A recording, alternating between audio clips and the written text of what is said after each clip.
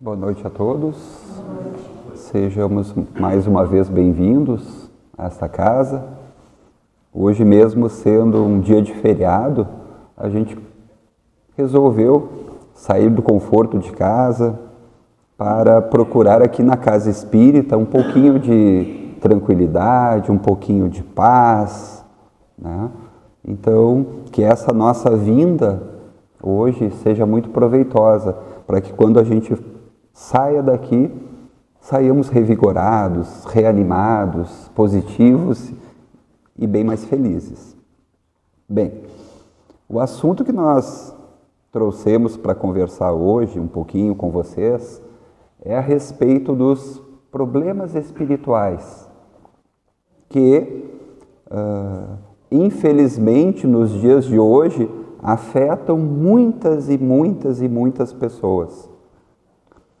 Assim como nós temos os problemas da nossa matéria, que nos afetam, as gripes, a dor de barriga, a tosse, a dor de garganta, nós também temos, às vezes, essa companhia indesejada dos problemas espirituais.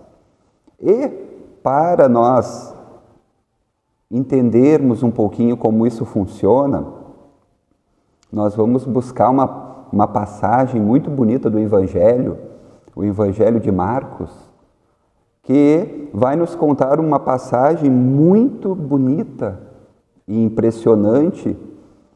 Conta Marcos que Jesus estava descendo o Monte do Tabor na companhia de 3 dos seus principais discípulos, Simão, Tiago e João.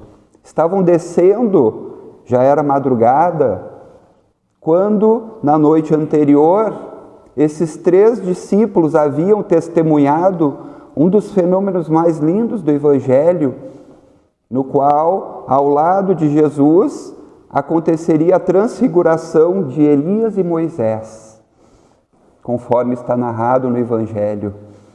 E, após essa noite incrível, dessas experiências fantásticas, eles estavam descendo, então, o Monte do Tabor, aonde que ao horizonte se enxergava o nascer do sol no mar de Tiberíades, também chamado de Mar da Galileia, quando, aos primeiros raios de luz daquele dia, eles se defrontam com uma multidão.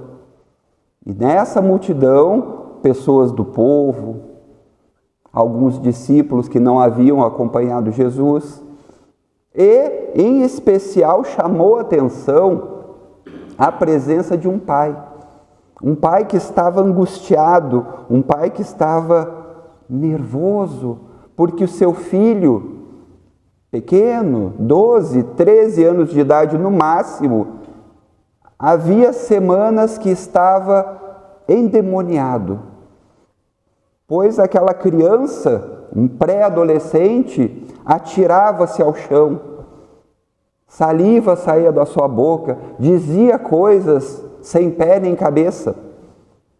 E Jesus, vendo a aflição daquele pai, que aos seus pés se atira e diz: Mestre, por favor, eu vos imploro que liberte, que cure o meu filho, que está desse jeito. E os seus discípulos tentaram durante a noite libertá-lo e não conseguiram. Então só me resta a ti, mestre, que faça essa libertação. E Jesus, com a sua calma, com a sua serenidade, com a sua elevação espiritual, olha para aquela criança atormentada e profere as seguintes palavras, que estão bem claras escritas no Evangelho de Marcos: Espíritos imundos, deixem esse corpo, libertem essa criança em nome de meu Pai que está no céu. E, com apenas uma imposição de mãos, a criança se remexe, se estremece e desperta. e, ao abrir os olhos, um sorriso veio ao seu rosto e abraça o pai que estava ali. E aquela família, agradecida pela bênção que Jesus trouxe naquela noite, vai seguir a sua vida, carregando consigo aquele testemunho incrível que havia acontecido naquela noite, naquela manhã. E, assim que a família se foi, os outros discípulos se aproximaram de Jesus e disseram: Mestre, nós tentamos durante a noite libertar a criança e não conseguimos. Por quê? E Jesus, como um mestre que ali estava para ensinar os seus discípulos, disse: para essa casta de espíritos, somente jejum e oração. Para se libertar daquela casta de espíritos, ou seja, Jesus já deixava claro que não existia apenas um tipo de espírito, existiam vários. Para aquela casta de espíritos, jejum e oração. Dando ali as primeiras bases, as primeiras lições para como nós deveríamos tratar e nos libertar dessas questões dos problemas espirituais. E, passado o tempo passa, e no século XIX, mais ou menos por volta do ano 1861, em O Livro dos Médiuns, Allan Kardec, o nosso codificador da nossa doutrina, vai tratar justamente desse assunto. No capítulo 23, intitulado Das Obsessões. E nesse capítulo vem esmiuçar, os Espíritos vêm nos trazer a luz para esse ensinamento que Jesus trouxe lá atrás, mostrando que para a solução, para a libertação do problema espiritual era necessário jejum e oração. E nós vamos entender o que o Mestre quis dizer com essas duas palavras. Então, Allan Kardec, através dos espíritos que codificaram a nossa doutrina, vem nos ensinar que a obsessão é a influência de um espírito sobre outro com a intenção de impor a sua vontade, de prejudicar alguém. Então, a partir disso, nós vamos entender que se houver uma vontade de impor, uma vontade de prejudicar, obviamente trata-se da influência de um espírito mais atrasado, de um espírito negativo, sobre outra pessoa, com a intenção de prejudicá-lo. E Allan Kardec fala que essa influência, ela se dá principalmente através do pensamento. Ou seja, os problemas espirituais, eles começam no pensamento das criaturas, é na nossa mente.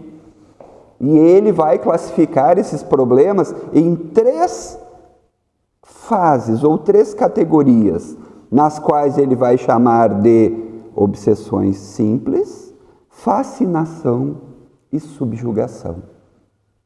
Nas obsessões simples, acontece com as pessoas ditas normais, ou seja, nós. É muito frequente acontecer conosco quando no nosso dia a dia, na nossa atividade diária, no nosso cotidiano, nós damos aberturas, nós entramos na sintonia com esses irmãos negativos. E eles começam a nos prejudicar, mas sempre a partir de uma brecha, de uma abertura dada por nós. Aí nós vamos pensar, mas como? Então isso comigo não acontece. porque eu tenho fé. Ah, mas eu tenho fé. Ou eu pertenço a essa ou àquela religião. Ou eu vou à casa espírita toda semana. Então, estou livre do assédio espiritual que pode me gerar esses problemas das obsessões. Mas nós não nos percebemos como em pequenas situações do nosso dia a dia nós damos essas aberturas sem querer. Quando, por exemplo, estamos caminhando na rua e alguém pisa no nosso calcanhar, dá aquela raiva, nós ficamos vermelhos, a vontade é de dizer nome feio, mas a gente segura, né? A gente não fala, mas a gente pensou. Mas bendita criatura que pisou justamente no pé que eu estava com calo. Que raiva. Aí eu estou na parada do ônibus, né? Hoje em dia quase mais ninguém pega ônibus, mas vamos imaginar que nós estamos na parada do ônibus. De manhã, cedo, nos preparando para ir ao trabalho, quando de repente passa um carro. E esse carro passa por cima de uma poça. E essa poça nos dá um banho.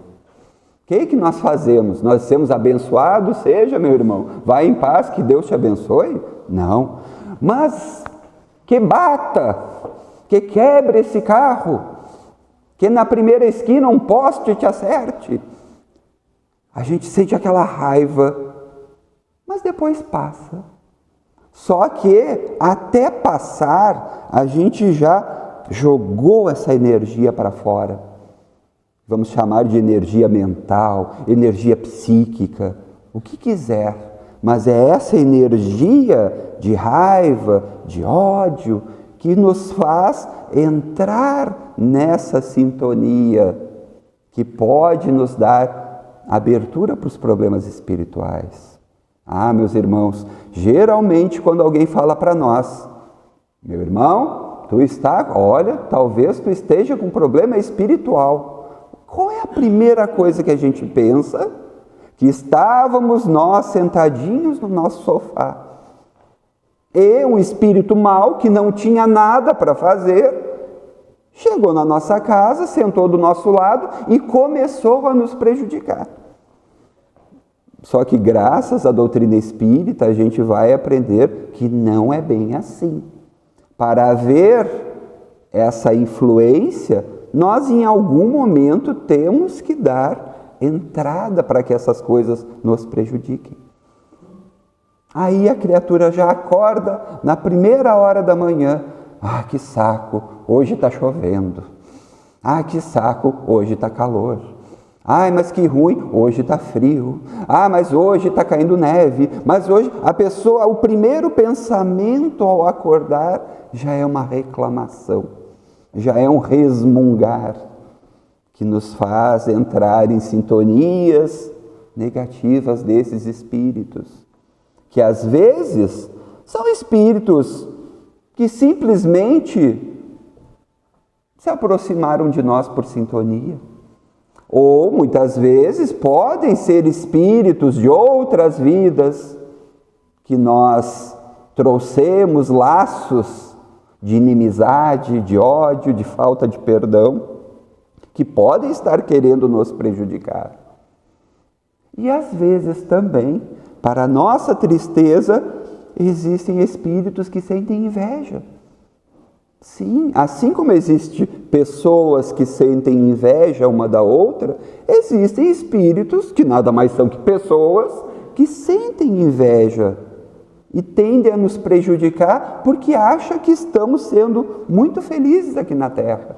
E a nossa felicidade, mal sabem eles que a nossa felicidade, às vezes, ela é tão momentânea, né? Ela é tão passageira, que a nossa felicidade é algo que incomoda eles. Então, eles nos colocam nessa condição de tentar nos prejudicar. Mas se nós, como dissemos, né? Ah, mas essas coisas não me acontecem porque eu tenho fé, eu tenho fé. Mas não basta somente ter fé.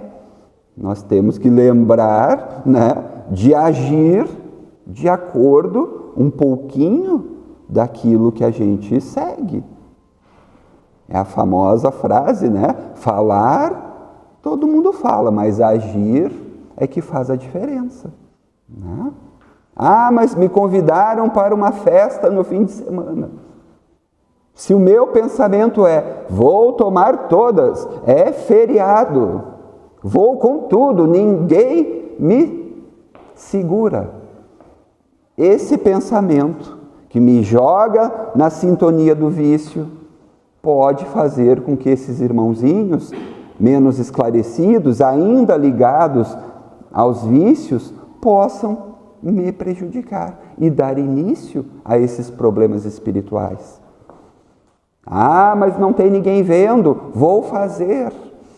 Já que não tem ninguém vendo, já dizia o apóstolo João no seu evangelho, né? Que há uma nuvem, há uma multidão de testemunhas ocultas a nos observar. Ou seja, esses irmãos estão sempre nos observando, né? Esperando a hora em que nós vamos dar aquele deslize para se aproveitar e nos prejudicar. Então, esse tipo de problema, esse tipo de situação, que Allan Kardec classificou como obsessão simples. Quando nós começamos a ter pensamentos, ideias, sensações que não são nossas. E aí, pequenas coisinhas podem virar grandes tempestades, né? Ah, mas se hoje o almoço não ficou bom, eu tenho que reclamar. Mas não está bom, mas agora tu não cozinha mais tão bem como cozinhava antes, mas agora isso, mas agora aquilo. A gente gosta muito de reclamar. Mas os outros 360 dias do ano, não paramos um pouquinho para agradecer e elogiar a comida que estava boa. Porque vivemos muitas vezes na sintonia da reclamação.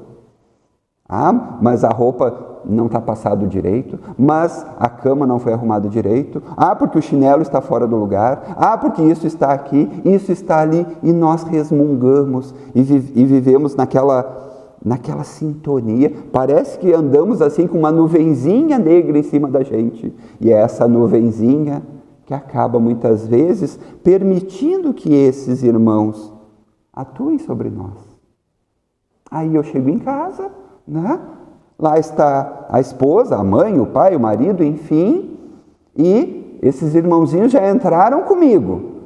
E aí, ao menor deslize ali, ao menor acontecimento, eles já me influenciam. E quando vejo, eu grito. Quando vejo, eu reclamo. Ah, mas depois eu me arrependo. A gente se arrepende, mas a palavra já foi feita, o estrago já foi feito. E poucos de nós depois têm a humildade de dizer, desculpa, errei, perdão, cheguei estressado, enfim. Então são nessas pequenas situaçõezinhas do dia a dia que muitas vezes começam os problemas espirituais na vida da gente. A obsessão, ela é sempre um fenômeno de atração. Alguma coisa estamos pensando, sentindo, agindo, que está permitindo a esses irmãozinhos nos influenciarem. Então que a gente nunca diga assim, eu fui na casa espírita e disseram que tem os obsessores comigo. Esses espíritos malvados, o que querem comigo? Larguem do meu pé. Não é assim.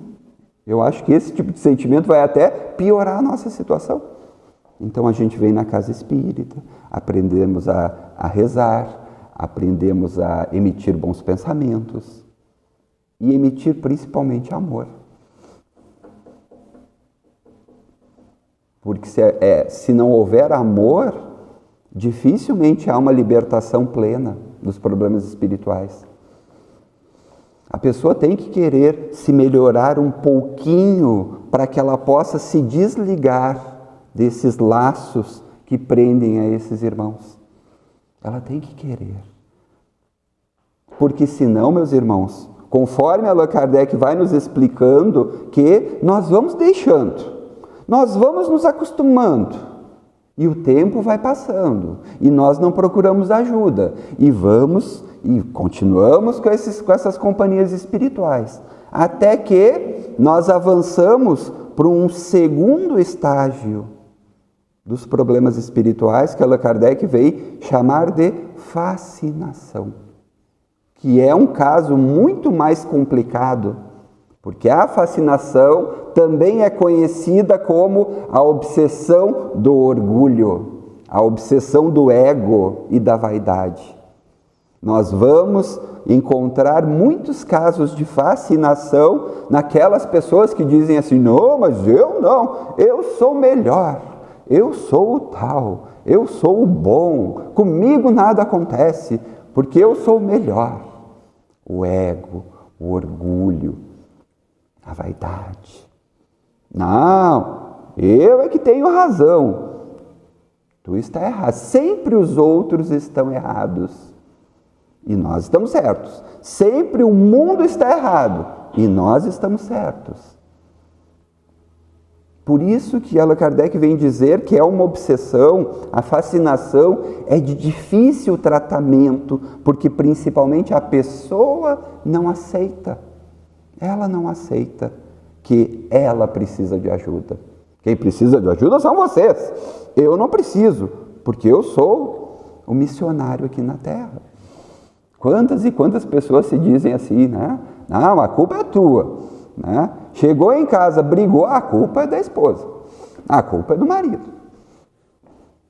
Eu não acredito nessas coisas, os famosos, eu não aceito, mas meu marido não aceita, minha esposa não aceita. E nesse não aceitar, os espíritos, os irmãozinhos estão pouco se importando se nós aceitamos ou não aceitamos, eles estão ali atuando sobre nós.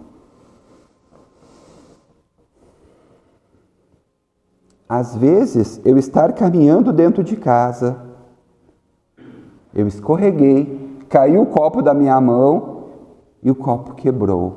Se a pessoa está no seu estado de normalidade, de bom senso, de equilíbrio, a pessoa vai dizer: puxa vida, que mancada, perdão, vou ajuntar, pega uma vassoura, uma pazinha e vai ajuntar os cacos.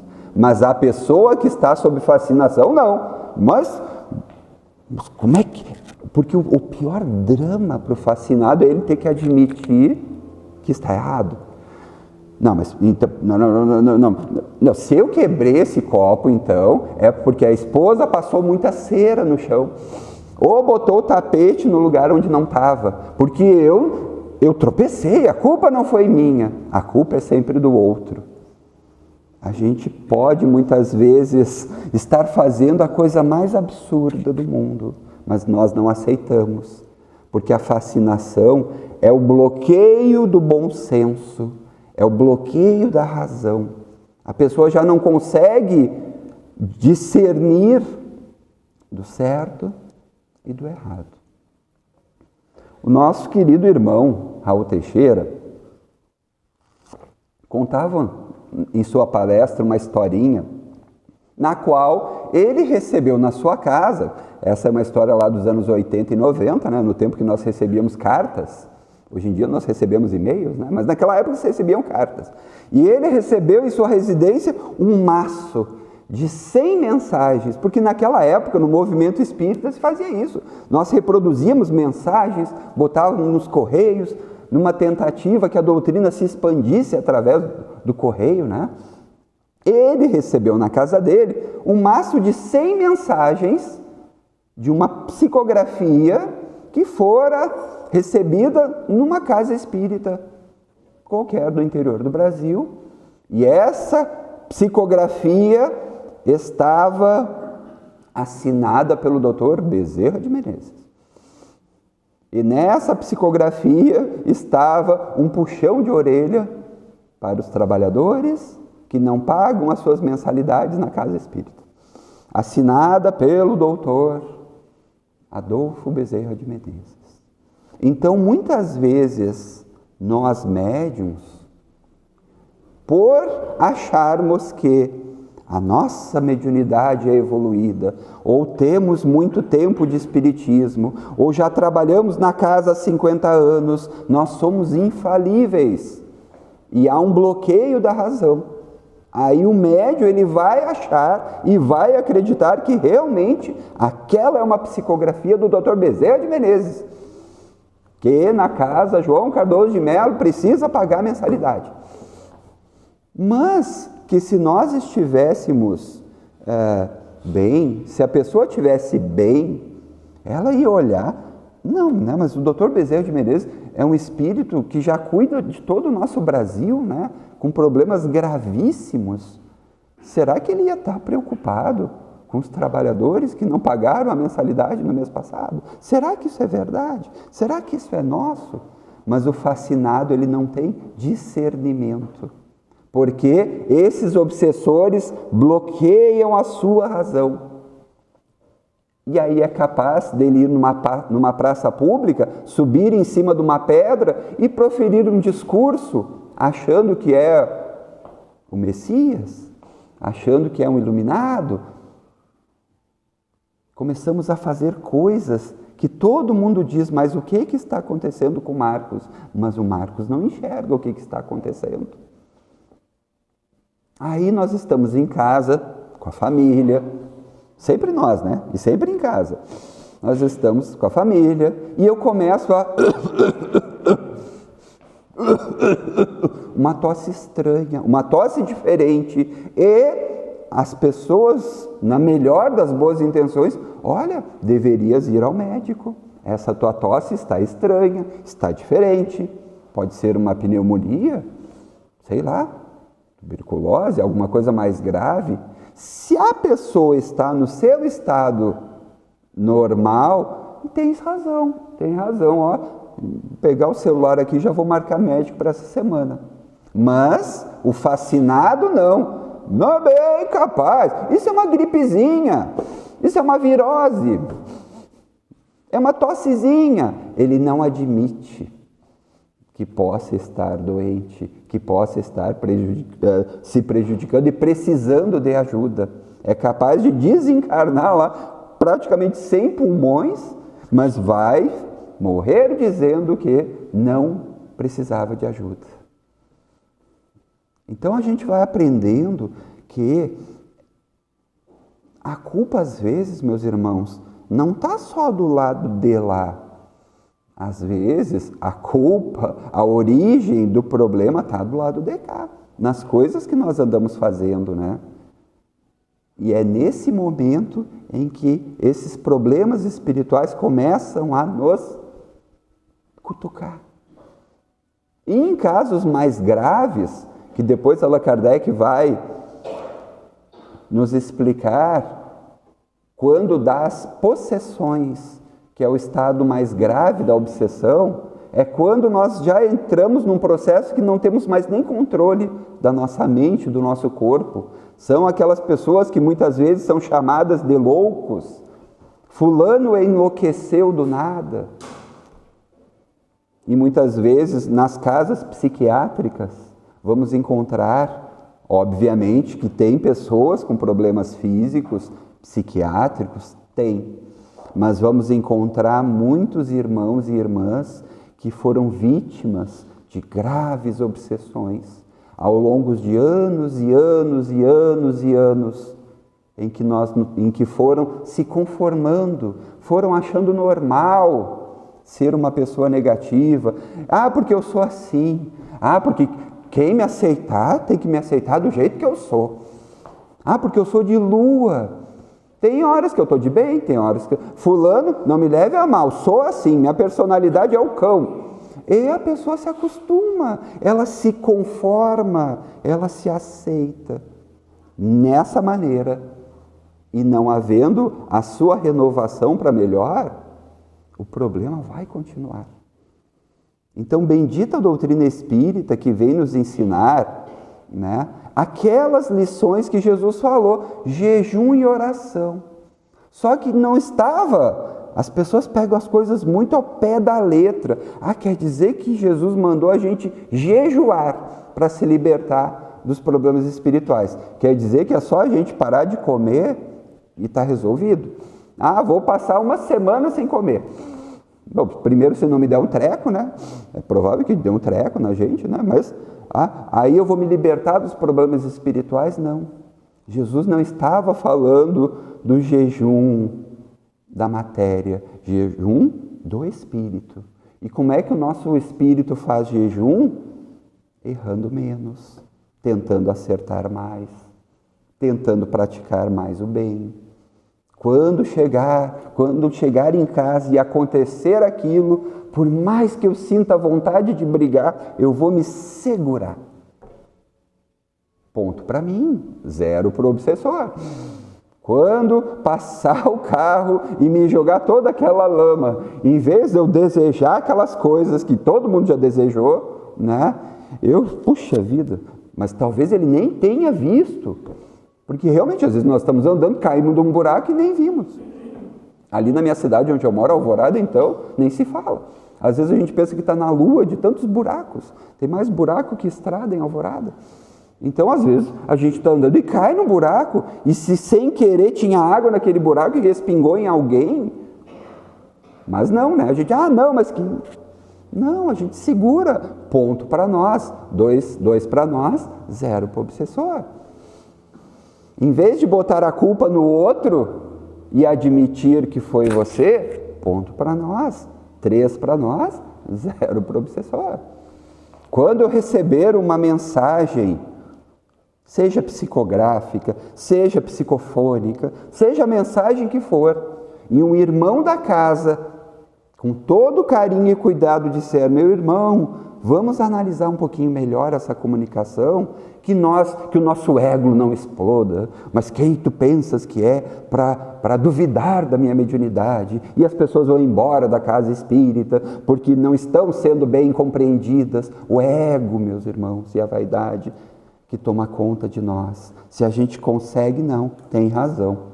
Eu acho que não era o Dr. Bezerra que eu psicografei 3 da manhã lá em casa, mandando eu vir aqui cobrar a mensalidade de vocês. Né? Se eu admito que não, isso aqui é um espírito mistificador, deixo para lá, ponto para mim, 4 para mim, 0 para o obsessor. Só que como é difícil, né, meus irmãos? Porque geralmente esse placar tá muito para eles e pouco para nós. Então é necessário haver esse jejum moral, de conduta, de comportamento, de sentimento. A gente pode ler 500 livros espíritas, mas às vezes aquele irmão, aquela irmã que leu só uma página, compreendeu e se melhorou, tem mais, ganhou mais pontos espirituais que nós. Quem se lembra do filme não me recordo agora se é o filme do Divaldo ou o filme... Não, é o filme do Divaldo. Né? Que o Divaldo estava numa sessão mediúnica, assistindo uma sessão de desobsessão, e estava lá o doutrinador. Meu irmão, em nome de Deus, saia desse corpo, que não sei o quê. É o filme do Divaldo, lembrei. E nada do espírito sair da médium, né? E o médico o evangelho. Mas em nome do evangelho, eu ordeno que tu saia desse corpo. E nada. E aí, na reunião, estava uma senhorinha, né? Uma senhora que, calma, deixa eu falar. E, com amor, conversou com aquele espírito. E, com amor, libertou aquela pessoa. Então, às vezes, tu pode ter 500 livros espíritas na mão, tu não vais conseguir libertar alguém de um problema espiritual. E aquela pessoa que no filme era analfabeta, que não sabia nem ler, mas ela escutava tudo na palestra e procurava aplicar ao máximo aquilo na sua vida, com amor, com amorosidade, libertou. E encaminhou aquele irmão que estava perdido espiritualmente. Então, meus irmãos, nosso tempo já se vai, estamos ainda...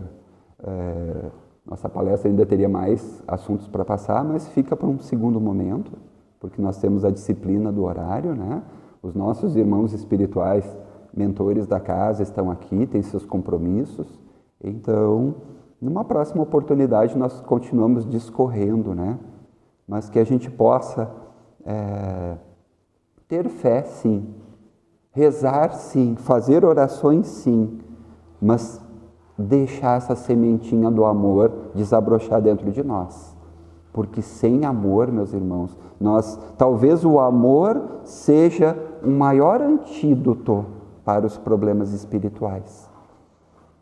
Ah, mas será que existe algo? As pessoas perguntam, né? Será que existe algo que eu faça para me proteger dos obsessores, para me proteger das obsessões? Se tu não começares a desenvolver essa sementinha do amor dentro do teu coração, não vai ter condição, não vai ter remédio, né? Então, que nessa noite, todos nós, encarnados e desencarnados que aqui viemos, possamos levar um pouquinho desse amor do Evangelho, trazido pela doutrina espírita, para dentro dos nossos corações, para que saiamos daqui hoje na sintonia desses irmãos de luz, desses irmãos protetores, esses irmãos que estão aqui para nos ajudar a evoluir. Que a paz do nosso Mestre Jesus esteja com todos nós, que assim seja.